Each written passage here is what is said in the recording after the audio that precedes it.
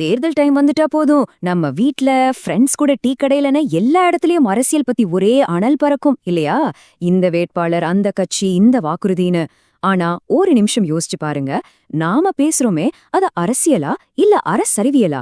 என்னது ரெண்டு இருக்கான்னு கேக்குறீங்களா? ஆமாங்க, இது ரெண்டுக்கும் நடுவுல ஒரு சின்ன ஆனா ரொம்ப முக்கியமான ஒரு வித்தியாசம் இருக்கு. அதத்தான் நாம இன்னைக்கு உடைச்சு தெளிவா புரிஞ்சுக்க போறோம். சரி, விஷயத்த ஒரு சிம்பிளான கேள்வியோட ஆரம்பிக்கலாம். ஒரு தேர்தல் பிரச்சாரம் நடக்குது, தலைவர்கள் பேசுறாங்க, வாக்கு கேக்குறாங்க. இது அரசியலா இல்ல அரசறிவியலா? யோசிங்க. இந்த ஒரு கேள்விக்கு பதில் தேடினாலே போதும், இந்த ரெண்டு உலகத்துக்கும் இருக்கிற அந்த மெல்லிய கோடு நமக்கு பழிச்சுன்னு தெரிஞ்சிடும். வாங்க என்னன்னு பார்க்கலாம். முதல்ல அரசியல்னா என்னன்னு பார்க்கலாம். அரசியல ஒரு கிரிக்கெட் கிரவுண்ட் மாதிரி கற்பனை பண்ணிக்கோங்க. வீரர்கள் களத்துல இறங்கி நேரடியா விளையாடுறாங்க. இதுதான் ஆக்ஷன் நடக்கிற இடம், பரபரப்பான களம். இன்னும் கொஞ்சம் டெக்னிக்கலா சொல்லணும்னா, நாம வாழ்ற இந்த சமூகத்துக்கான விதிகளை உருவாக்குறது, அதை காப்பாத்துறது, தேவைப்பட்ட அதை மாற்றியமைக்கிறது, இந்த எல்லா செயல்களும் சேர்ந்தது தான் அரசியல்.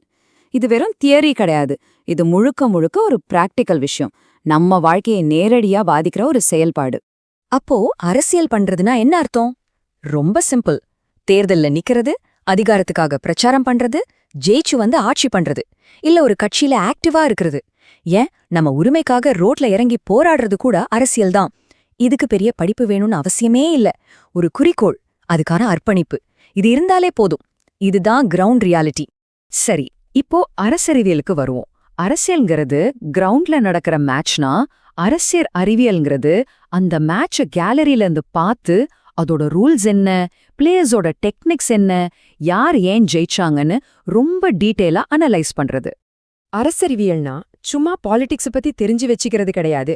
இது ஒரு படிப்பு, ஒரு அகாடமிக் டிசிப்ளின். கவர்மெண்ட் எப்படி வேலை செய்யுது, அரசாங்கத்தோட பாலிசிஸ் என்ன, மக்கள் ஏன் ஒரு குறிப்பிட்ட மாதிரி வோட் பண்றாங்கன்னு ரொம்ப சிஸ்டமேட்டிக்கா ஒரு சயின்டிஃபிக் அப்ரோச்சோட படிக்கிற ஒரு துறை.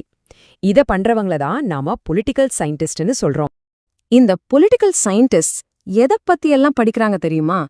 அரசாங்கத்தோட வகைகள், வாக்காளர்களோட சைக்காலஜி, அரசியல்வாதிகளோட நடவடிக்கைகள், கட்சிகளோட அமைப்பு, நாடுகளுக்குள்ள இருக்கிற உறவுகள்னு அரசியலோட ஒவ்வொரு சின்ன விஷயத்தையும் ஆழமா நோண்டி நொங்கெடுக்கிறாங்க. களத்துல நடக்கிற அரசியல் தான் இவங்களோட லேப். ஓகே, இப்போ இந்த ரெண்டையும் இன்னும் கிளியரா புரிஞ்சுக்க நேருக்கு நேரா வச்சு ஒப்பிட்டு பார்த்துடலாம். ஒன்னு ஆக்ஷன், இன்னொன்னு தியரி. இப்ப பாருங்க, இதுதான் இந்த முழு டிஸ்கஷனோட கிரக்ஸ். அரசியல் அப்படிங்கிறது அதிகாரத்தை பிடிக்கிறதுக்கும் அதை யூஸ் பண்றதுக்குமான ஒரு பிராக்டிக்கல் ஆக்ஷன். ஆனா அரசறிவியல்ங்கிறது அதே அதிகாரத்தை ஒரு சயின்டிபிக் லென்ஸ் வச்சு படிக்கிறது. இன்னும் சிம்பிளா சொல்லணும்னா, ஒன்னு களத்துல செய்யறது, இன்னொன்னு அதை உட்காந்து படிக்கிறது. அவ்வளவுதான் வித்தியாசம். இந்த வித்தியாசத்தை இன்னும் ஈஸியா புரிஞ்சுக்க இந்த ரெண்டு ஃபீல்டுல இருக்கிற ஹீரோக்களை ஒப்பிட்டு பார்க்கலாம். அதாவது ஒரு அரசியல்வாதிக்கும் ஒரு அரசறிவியல் ஆய்வாளருக்கும் என்ன வித்தியாசம் யோசிச்சு பாருங்க. ஒரு அரசியல்வாதியோட முதல் கோல் என்ன? அதிகாரத்தை கைப்பற்றணும். ஆனா ஒரு அரசறிவியலாளரோட கோல், அந்த அதிகாரம்னா என்ன, அது எப்படி வேலை செய்யணும்னு புரிஞ்சுக்கணும்.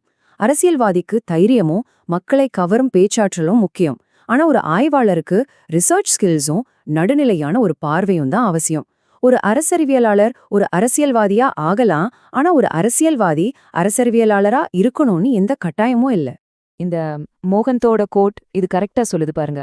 ஒரு அரசியல்வாதியை பொறுத்த வரைக்கும் அவங்க செய்யற எல்லாமே அந்த அதிகாரத்தை சுத்தி தான் இருக்கும். அதுதான் அவங்க உலகத்தோட மையம். ஆனா இங்கதான் அரசறிவியல் உள்ளே வருது. அதிகாரம் அதிகாரம்னு சொல்றோமே, அப்படின்னா என்ன? அது எப்படி ஒருத்தர் கைக்கு போகுது? அந்த அதிகாரத்துக்கு ஏதாவது லிமிட்ஸ் இருக்கா? இப்படி கேள்வி கேட்டு அதுக்கு பதில் தேடுறது தான் அரசறிவியலோட வேலை. இதுதான் அதிகாரத்தை யூஸ் பண்றதுக்கும் அதிகாரத்தை பத்தி படிக்கிறதுக்கும் உள்ள வித்தியாசம். இவ்ளோ வித்தியாசங்கள் நாம பார்த்தாலும் அரசியலையும் அரசறிவியலையும் தனித்தனியா பிரிச்சு வைக்கவே முடியாது. இது ரெண்டும் ஒன்னோட ஒன்னு ரொம்ப ஆழமா கனெக்ட் ஆனது. இது ஒரு தொடர்ச்சியான சைக்கிள் மாதிரி. முதல்ல களத்துல ஒரு அரசியல் சம்பவம் நடக்குது. உடனே அரசறிவியலாளர்கள் அதை ரீசர்ச் பண்ண ஆரம்பிக்கிறாங்க. அந்த ரீசர்ச்ல இருந்து சில புது தியரிஸ், புது ஐடியாஸ் உருவாகுது. கடைசியில பார்த்தா இந்த ஐடியாஸ் எதிர்காலத்துல அரசியல்வாதிகள் எடுக்க போற முடிவுகளை கூட இன்ஃப்ளூயன்ஸ் பண்ணலாம். இப்படி ஒன்னு இன்னொன்னு வளர்த்து விடுது. சோ நாம புரிஞ்சுக்க வேண்டிய முக்கியமான விஷயம் இதுதான்.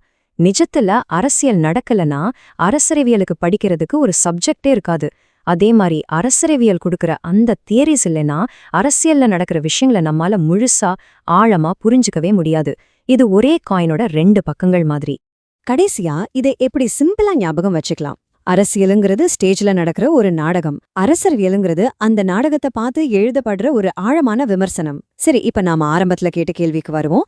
தேர்தல் பிரச்சாரம்ங்கிறது என்ன? அதுதான் அந்த நாடகம், அதாவது அரசியல். அதை நாம எப்படி பார்க்கறோம், அதோட தாக்கத்தை எப்படி புரிஞ்சுக்கிறோங்கிறது தான் அரசியல். இனிமே நீங்க அரசியல் நியூஸ் பார்க்கும்போது அந்த நாடகத்தை மட்டும் பார்க்க மாட்டீங்க, அதோட விமர்சனத்தையும் சேர்த்து யோசிப்பீங்க.